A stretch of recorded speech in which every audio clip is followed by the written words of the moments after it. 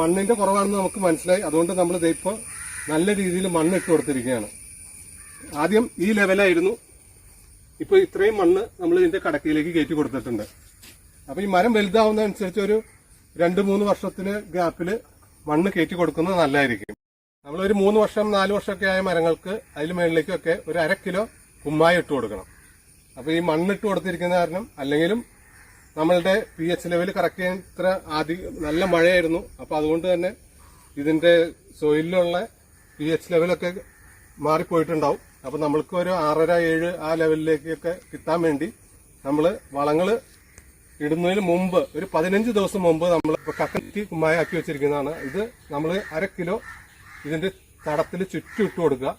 അതിനുശേഷം നമുക്ക് വളം ഇട്ട് കൊടുക്കുക. അപ്പൊ അതിന്റെ സെപ്പറേറ്റ് വീഡിയോ ചെയ്യാം.